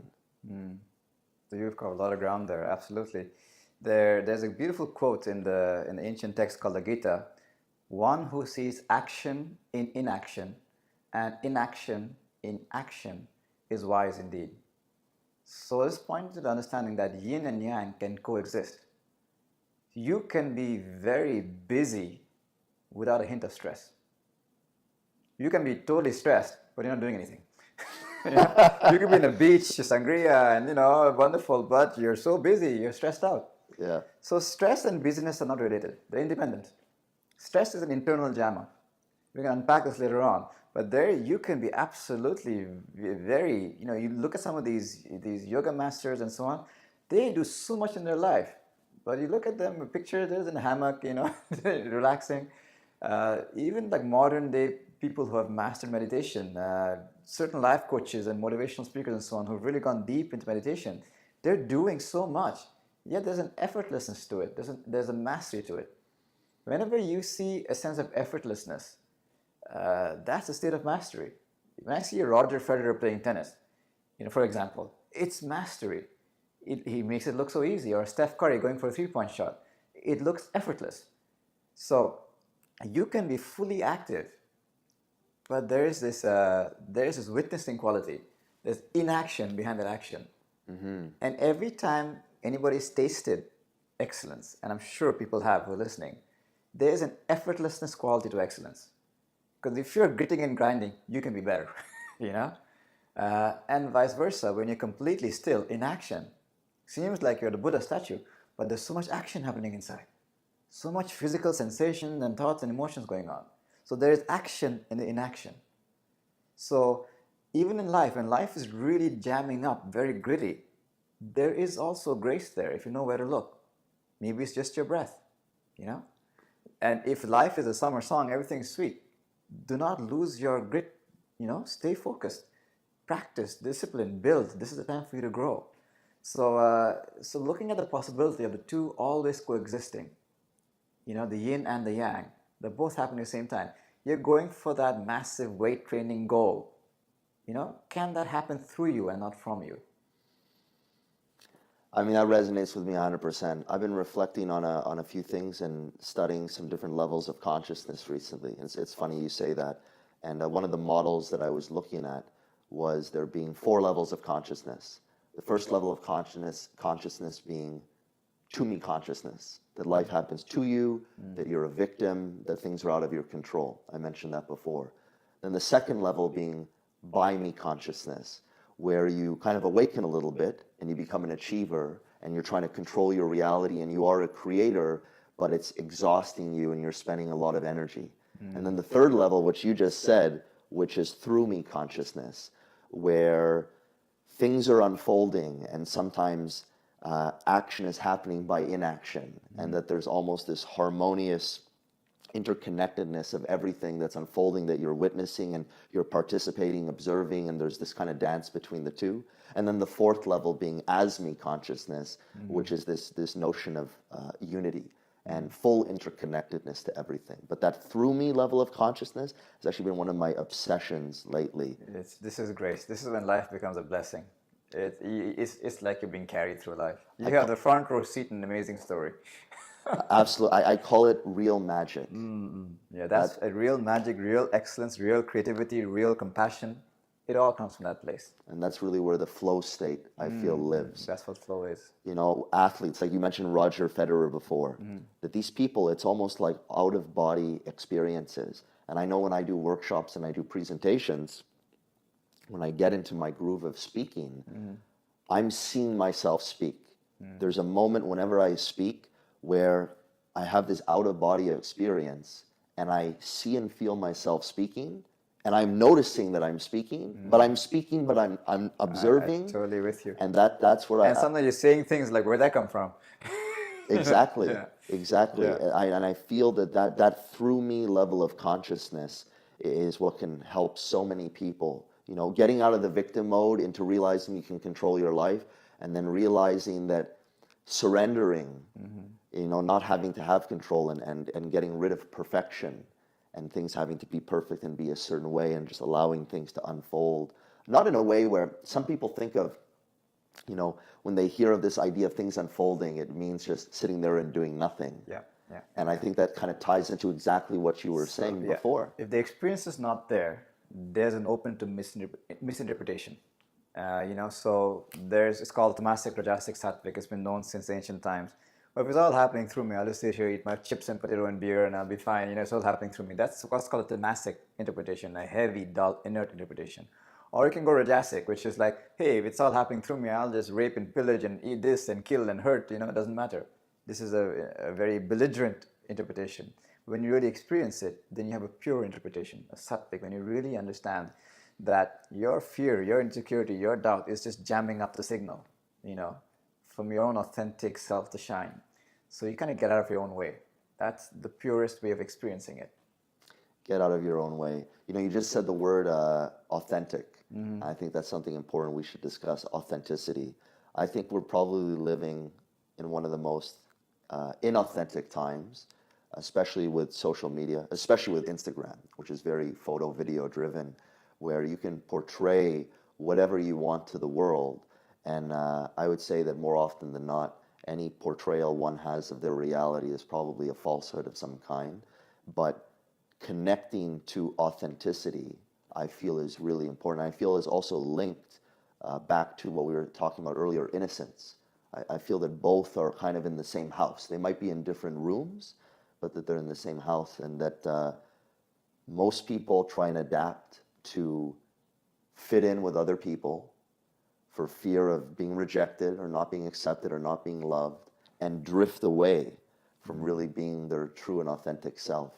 And that drifting away, talking about nature like we talked about before, being everything, that there's this unity, this wholeness, that as we drift away into this inauthentic self, that we separate ourselves from who we really are. And then that's where all the problems of life really come from, not knowing who you are, not having that self-awareness, not connecting to your authenticity, and not vibrating in that state and attracting people into your life who really are energetically on the same wavelength, right? Because if I'm, putting it on a channel that, to a horror movie, and that's not really what I want to watch, but that's what I'm observing in my life and that I'm experiencing in my life, versus putting it to the channel of, oh, this is Miles, or this is Bhaskar, and this is who I am. And not everybody wants to watch the show, but there'll be other people who want to connect to the show and watch it with you, and those are the people who you find closest to you, who accept you kind of for who you are. But it really starts with authenticity. So I know I went off on a little bit of There was a lot there. Yeah, very, very beautiful.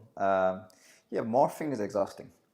Being inauthentic is really exhausting, The father Bhaskar, the yoga teacher Bhaskar, the entrepreneur Bhaskar. If I keep changing myself, that's so exhausting. Who's got that kind of time, I've got to be a certain somebody for somebody else and something else, somebody else, keep wearing these different masks. Very exhausting.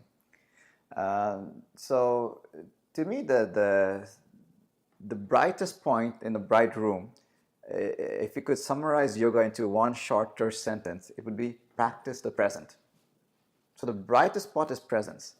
If one can be totally present, there's a richness and a quality and a depth to that presence and intensity to it. And that, as a hue of that light, as a consequence of that, there is authenticity. There is patience, there is compassion, there is love. All that stuff is born from the quality of presence. So there's one practice at all. It is being present. Present, in the beginning, it seems like two things. External presence, to the sense, gates, lights, colors, shapes. Internal presence, body sensations, and so on, thoughts and emotions. But then it just becomes presence. It just becomes one thing. So the whole thing, internal, external, is just an opportunity to be truly alive. And from that place, it is impossible to be inauthentic. It's like the two cannot coexist. They're diametrically apart. So presence, inauthentic, cannot be in the same place at the same time. And to go back to your point about social media and things like that, it's no drama. Just understand what it is. Social media is a tool when people show the best of themselves and they share ideas to inspire people, and whatever it was, share some thoughts and ideas. Cool, that's what it is. Do not think that they live like that all the time. This is a craziness. So social media to me is, I won't call it inauthentic. It's just one way people express themselves to connect with other people. Perfectly fine. But once you understand that, you don't live in delusion that this person always looks this gorgeous and always spends time in Bahamas and always traveling around. They go through stuff, So they're just showing that 10% or so that is worth showing to the world, It's like putting on makeup before you step outside. Good, you're presentable, wonderful. I have no problem with that, So that's what it is. Once you understand what it is, it's no longer a danger. But if you think it's something else, obviously you're going to suffer. I think social media is definitely a double-edged sword. I mean, it can do a lot of good. It's an amplification mechanism for anything, good or bad, but it can be an amplification mechanism for great causes, great initiatives, bringing people together, raising money, helping people out. And at the same time, it can be something that can be destructive and create a destructive energy. Yeah. The Buddhists have this understanding, in fact many cultures do, that things inherently do not have any property. They don't have any value. They don't have any opinions. It is our projections that give them the values, opinions. Technology is neutral. It's nothing. It's how we interact with it, how we use it, that gives it the value. This book, you could have information, or I could clobber someone in the head with it. I give it the value. Same with a knife. I can use a knife to save somebody's life, like top-level surgeons do, or I could do it to stab and kill somebody. The knife has no value. It's how I use it that has the value. So technology is like the knife. It's very sharp, it's very powerful. But what's more interesting is what's the hand that's holding it? That's the wisdom. If there's no wisdom behind the hand, if it's not skillful, then it's going to do a lot of harm. And that wisdom is what you can call cultivated consciousness. The ability to see better and to use that knife wisely. So social media is just another tool. How are you going to use it? Is it going to torture you, or is it going to help you?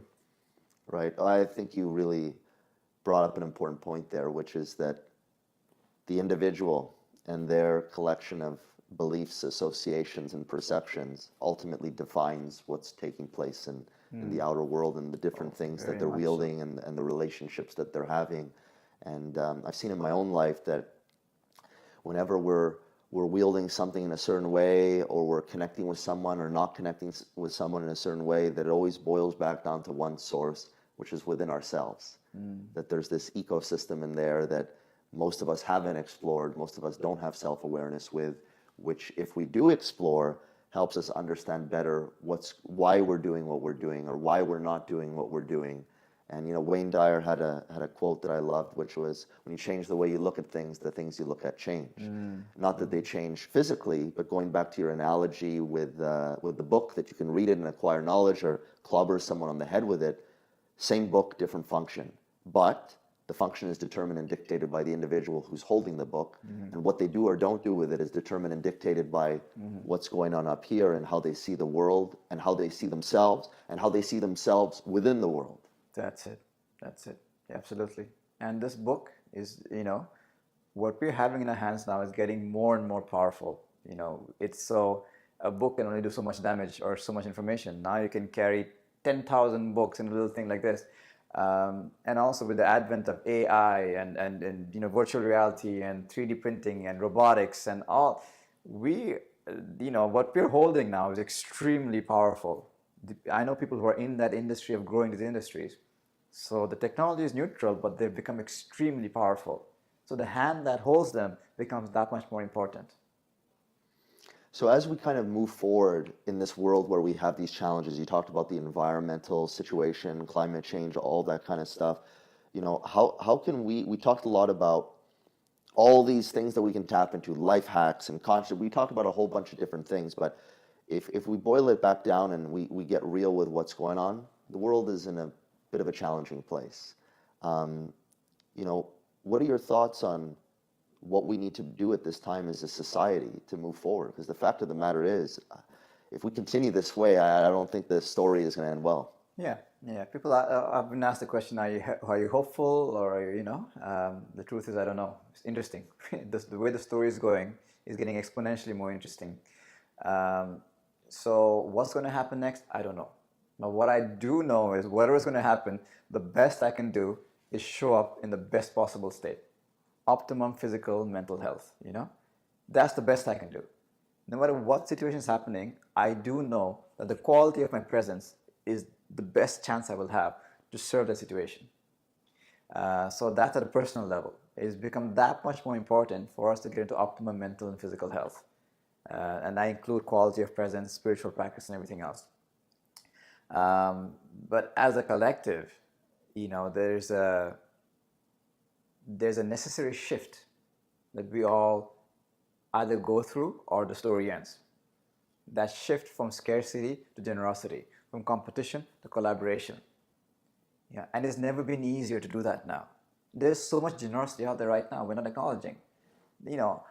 For me to get information right now, I can get information so fast. That's generous. I can watch thousands of hours of my favorite teacher on videos. It's generous, for free. There's so much shared and free things going on right now. There's so many people who are collaborating. Right now, because of this little gadget, I can hook up with somebody in Bangkok and Brazil and in Barbados and do some amazing things that were never possible before. It's never been easier to collaborate and co-create. Technology has offered us that.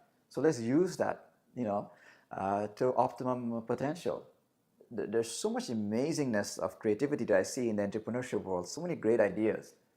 Now, I individually can be really good at one thing, cool. Say, for example, I'm a violin player. I've practiced, become really good at it. The best I can do is play violin really well. But now if I join an orchestra, now I'm with a really talented saxophone player and a drummer and a guitarist and all these other people. And suddenly I can do so much more than I could as a violin player. I have so much more capability and creativity. And that's what this is about. And the magic here is, it's not about how good I am as a violin player. It's not about the maestro. It's not about the orchestra. It's about the music. And I invite people to focus on the music. What kind of music do we want? It's not the individual things, it's the whole thing. We have individual divergent skills, all of us. We're all born genius. And now we have an opportunity to come together, like the cells of my body coming together. What are we coming together for? The cells are coming together to create Bhaskar. And what's our purpose as humanity? What's our music? Let's serve that music. I'd be delighted to be part of that, and that's what I'm committed to. So anybody who wants to make good music, let's do that together. It's never been easier. And just from that place alone, we can avert this crisis and turn it into utopia very, very fast. It might sound idealistic, but I know people who are doing this. I know people who are very aware of the crisis we are in at every level, yet they're so full of love and compassion and playfulness, and they are major game changers, like massive organizations completely built on generosity and kindness. It's happening right now. There are companies that are just rocking it in the culture of kindness and care. So if you do not make that shift right now as a company, practically speaking, you're a dinosaur, because you'll be completely destroyed by companies that are collaborating, co-creating, and doing incredibly amazing things. That's going to make you obsolete. So it's a very pragmatic and profound thing to embrace this shift of not trying to be a pyramid that you control everything, but being more like a spider web where every link in the chain matters and every part plays an important role in it. And everyone's playing to their strengths. So that's a possibility that's very likely. And I'm committed to supporting that, no matter what happens. No matter what happens. I mean, you said so many great things in there. I mean, nobody knows the outcome of anything. Everything is an educated guess at best, and we try and do our best to maneuver, and some people don't care, some people care. I mean, it's always going to be like that.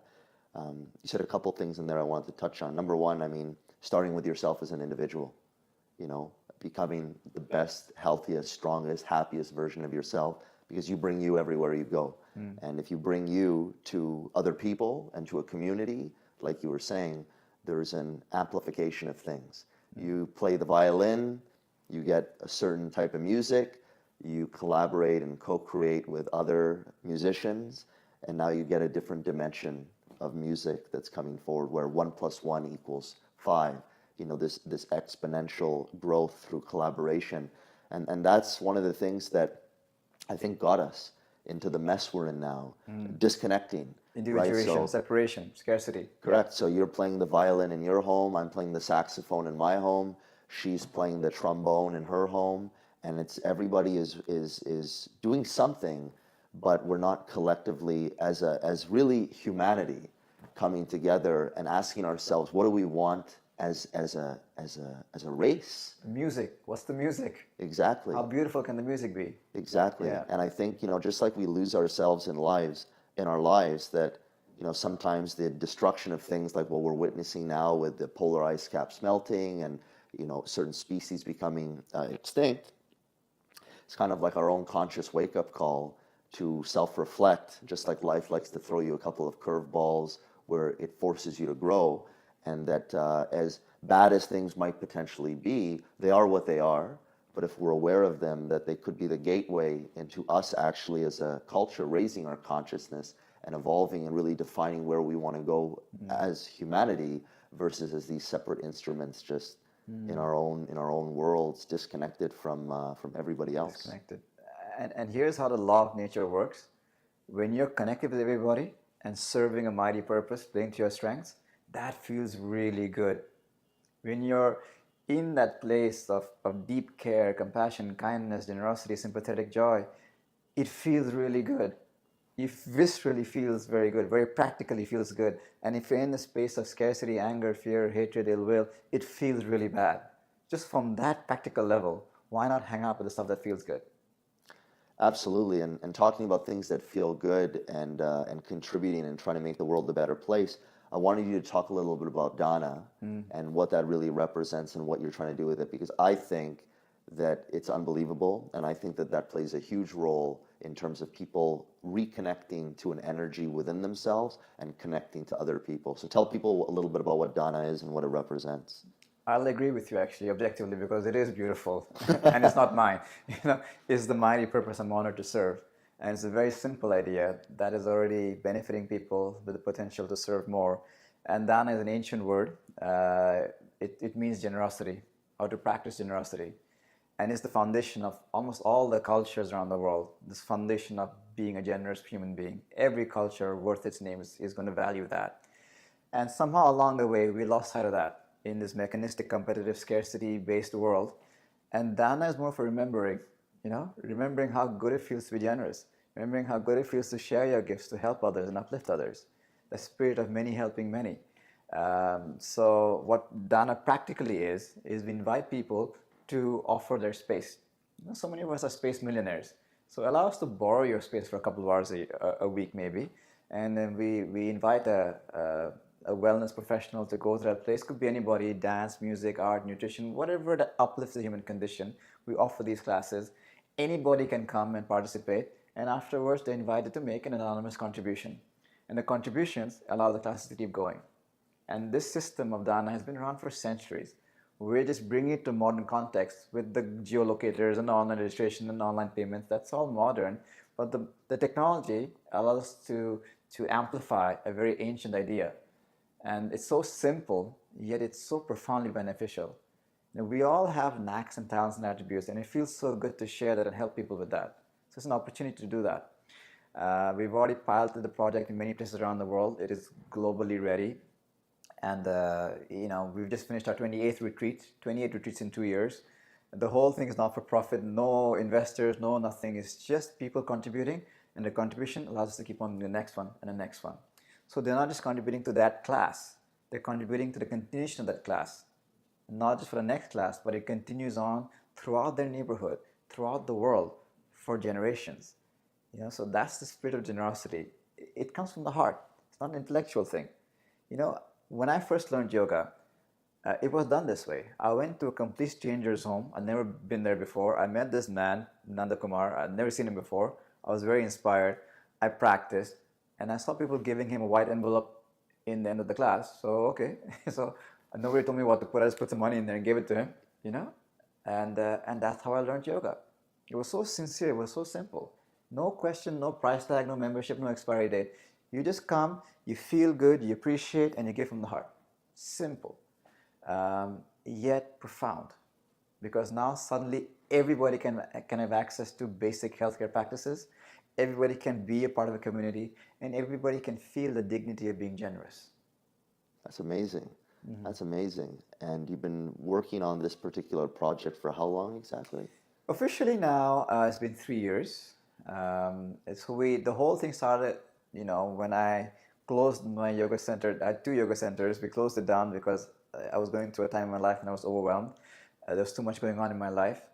And the students actually said, hey, why are you closing the center? I said, once I'm done paying all the rent, electricity, heating, marketing and teachers and all that stuff, there was nothing left really. I was doing it for fun, but I just can't do it anymore. And they started to offer their space. The one man says, use my basement, come and teach my basement. Another lady goes, if I remove my dining room table and furniture, I can have about 12 people come teach in my house. So the students offer their space. So a week later, I had a dollar store box. I went from house to house. I do what I always do. I taught the class, hugged them, grabbed the box, came back. And inside was full of money, So my God, this is so simple. I have no overheads. I just show up, I do what I love to do, which is teach, and I'm supported. So my girlfriend and I, Carolyn and I, we said, there's something here worthy of attention. So we made a very simple 3-minute video, put it on Indiegogo crowdfunding campaign, and it raised $17,000 Canadian. That's just a video, and complete strangers from around the world, from Dubai, from Hong Kong, from Amsterdam, just started contributing towards this simple idea. And so the idea came from the students. It was built by the global community. So it doesn't belong to anybody. Nobody's building Dana for somebody. We're building it with everybody. So it's a whole different philosophy where anybody is welcome to come and co-create, share their gifts, be a part of it, offer their space, come and practice. It's open.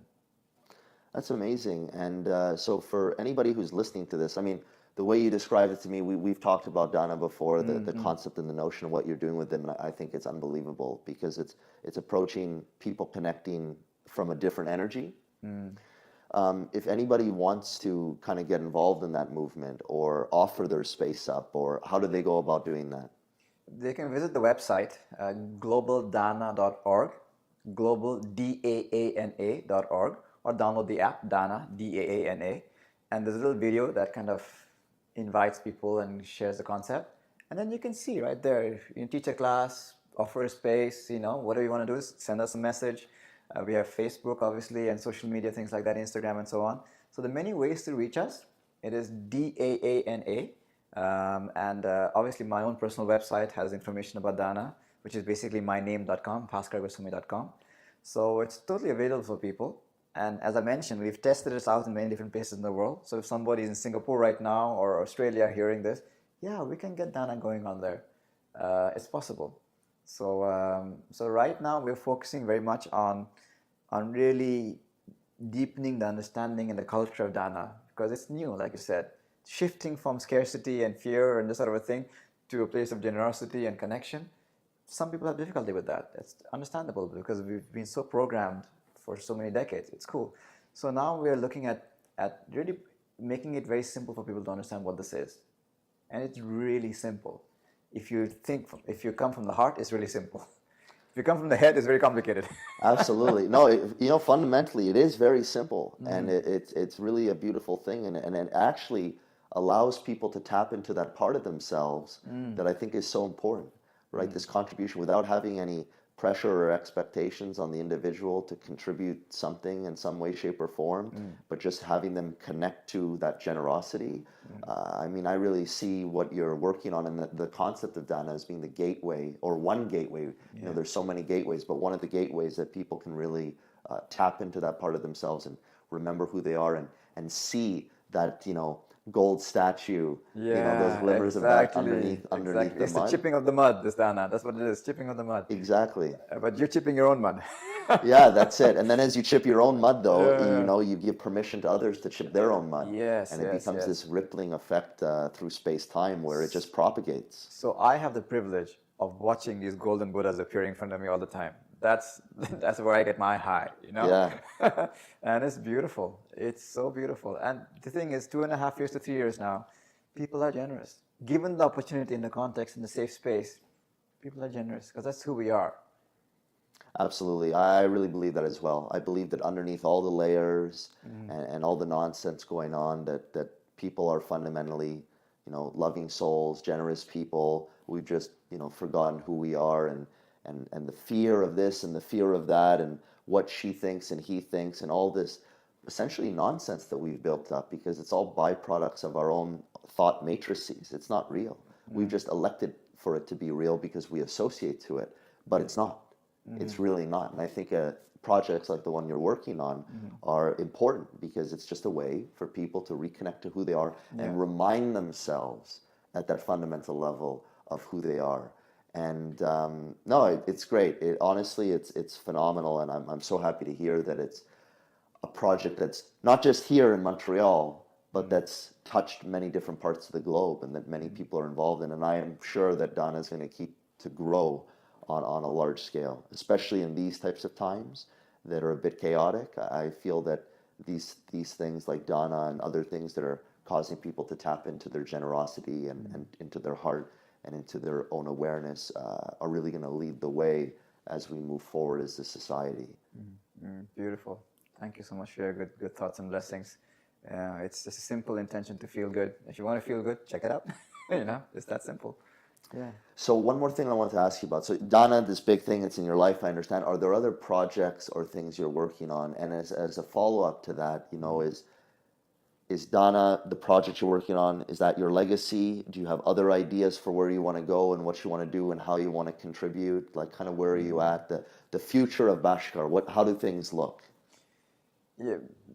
The word legacy is funny because for me, my only real thing is presence. The only thing I'm committed to really is being more fully present, just because I find life to be a very precious gift and I want to show up for it. So that's my personal practice. Dana comes on, this is my personal thing. Of course, it's a privilege to offer my gifts and attributes to serve Dana. I'm delighted and honored to do so.